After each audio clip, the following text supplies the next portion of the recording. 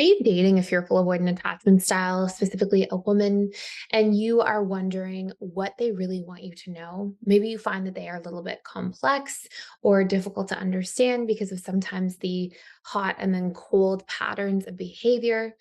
Well, if that sounds like you, this is a part of a series where I will talk about the fearful avoidant female and male, some of the similarities and differences. Today, we're going to focus specifically on the fearful avoidant woman and what she wants you to know and understand about her. We'll specifically cover 6 core things, and it'll be really valuable to dig into some of your understanding of this if you want to get rid of those feelings of complexity and understand a little bit more about her inner world.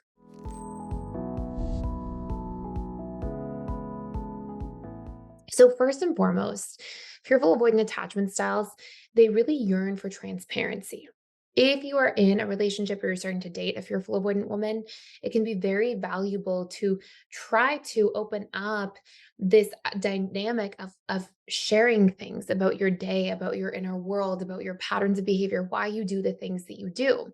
And the reason for this is that fearful avoidant attachment styles, they grow up in this state of hypervigilance. And that state of hypervigilance is usually the result of first being in a position where they had to walk on eggshells all the time and read between the lines because there was a lot of chaos in their upbringing. So rather than them constantly having to be on high alert, if you share things like, hey, I didn't call back yesterday because I fell asleep early, or, I'm canceling the date this evening. I would love to see you, as soon as we can. But something really urgent came up, and here's what it is. The more you can give transparency or context, the more a fearful avoidant attachment style can develop a sense of trust. And that trust leads to stability and safety and essentially longevity in a relationship. Number two, a fearful avoidant will never tell you or rarely tell you, but they actually do need reassurance. Reassurance doesn't have to be about every single thing all the time, but words of affirmation, compliments, and not so much compliments like, oh, you're the best ever, not these sort of like grandiose compliments, but like, hey, I really appreciate our connection, or I'm really happy with how things are going. Just things like that type of reassurance on a regular basis, again, allows the fearful avoidant woman to come out of this state of hypervigilance and into this state of calm and peace and a readiness to be open. Number three, fearful avoidant attachment styles tend to be a lot more sensitive than you think. They are tough on the outside, but they have a very sensitive inside. And, they tend to need this to be known, but they're really scared to communicate it because they often give this meaning that, oh, if I am too sensitive, then I'm weak. Or if I share too much, then, I'll be perceived as somebody who can be taken advantage of. There's these sort of fears there, but there is a sensitivity. And I think it's important to recognize that. Number four, they feel a lot. So I want to differentiate here the difference between sensitivity versus, emotionality. Fearful avoidant attachment styles, they feel all their emotions very strongly. They feel their intense yeses, their intense nos, they feel their intense frustrations, their intense hurts. Um, and they're really feeling a lot of that emotion. And where this comes from is a lot of the different core wounds they have. If you grow up in an environment where there's lots of chaos or a lot of, really extreme circumstances where there's really good moments and then really bad or hard moments, there is this sort of extreme in terms of the way they're going to see the world, in terms of their thought patterns. They have a tendency towards all or nothing thinking patterns. And of course, our emotions tend to follow our thinking, right? So then we'll tend to have more extreme emotions. And again, I think this is something to be mindful of. Fearful avoidance deeply on this point number four want their feelings to just be validated, right? They just want somebody to say, you can say to somebody, I totally disagree with you. And at the same time, I can see why you feel hurt right now. Right? Like we can still have that dialogue. Being able to validate somebody's emotions goes such a long way, in particular for fearful avoidant women. Number five, if the fearful avoidant is pulling away, it's usually because they're burnt out from emotional exhaustion or they are very hurt. Fearful avoidants will push away strongly and abruptly when they are triggered, when they feel hurt by something, and when they don't know how to communicate about it. But they can also pull away kind of slowly but surely when they're exhausted. And usually it's actually the result, this type of exhaustion is the result of not having boundaries first for quite some time. So trying to understand that and have the dialogue about it is also very valuable. Now, I will say one thing. I'm here, I'm telling you all this information.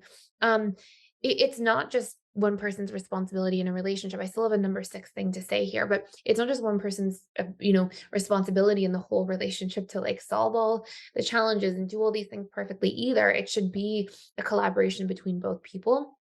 If you are in a relationship or dating a fearful avoidant and want to do a deep dive, you can actually check out down below. I'll put a link for free for 7 days. Every attachment style with a fearful avoidant. So if you're anxious, preoccupied, okay, with a fearful avoidant, we actually have a course on like navigating that relationship dynamic and all the really important things to pay attention to and dig into. And it's really about the different stages of relationships, different challenges, pain points, how to solve for them. Like it really puts together a roadmap for you to be able to master that relationship, but also do the inner work and healing from both sides as well. So I will put that link down below, and it's 7-day free trial plus an extra discount on the other side if you want to stay longer. So I just wanted to stop by here and let you know a really exciting announcement, and is that we are doing $1,000 off of our lifetime memberships to the Personal Development School for Life. So I will tell you what's actually included in there. Number one, you get access to all of our different 60 plus courses. Everything about every single attachment style, how to reprogram, how to heal. We have courses in there about the 6 stages of relationships and how to navigate each stage. We have courses in there about how to get back together or heal relationships between different attachment styles and all of the steps for reconnecting. And we have all sorts of other courses on boundaries, conflict communication, setting and achieving goals at the subconscious level, seeing how attachment styles even show up in your workplace and how to navigate some of those different dynamics and heal those aspects of your attachment style. There's so many courses in there, but number 2 feature that we have, daily social support groups. So these are small groups that are all included in the lifetime membership, and we do daily events, sometimes even twice a day, where there will be, 10 people or so led by a trained counselor, coach, or facilitator. And you can actually join in there and practice some of the different tools with other members. It's a great place to build relationships, connect with like-minded people, and to really fast track your learning and have that extra support all the time. And number 3, we have daily webinars Monday through Saturday. I do 3 of those webinars every single week. That's a time to come in, ask me your questions. You can come in on camera and we can chat. You can come in off camera and just post them in the chat, whatever you're most comfortable doing.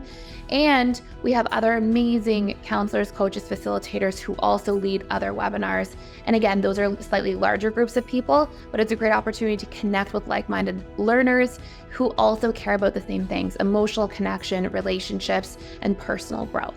So I hope you check it out. We also have all these different discussion forums in there. We have a Facebook group so you can connect with each other there as well.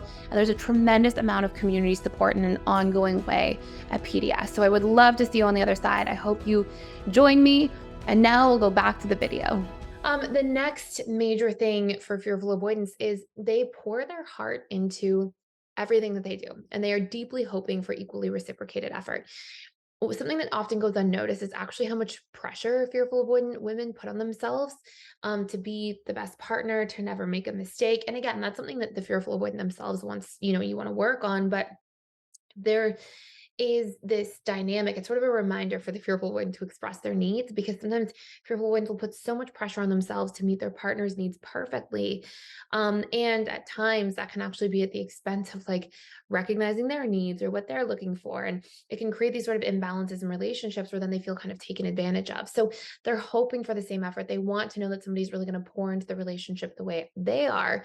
But it's a really great reminder too for both the fearful avoidant to practice communicating their needs, and if you're the loved one of a fearful avoidant, to ask them what they need, to tell them, hey, I can't mind read, I want to know what you need. Because it sort of takes the pressure off the entire relationship to start having those transparent conversations rather than putting this pressure on both of your ends to be able to kind of mind read for each other. So these are 6 really important things to know about your fearful avoidant loved one. And I hope this makes a lot of sense. If you have more questions, please let me know in the comments down below. If you want to see more fearful avoidant content for the partners or loved ones of FA, please hit the like button. And if you are interested in not missing any of the daily videos we have here, please consider liking, sharing, and subscribing to the channel. Thank you so much for watching, and I can't wait to see you in future videos.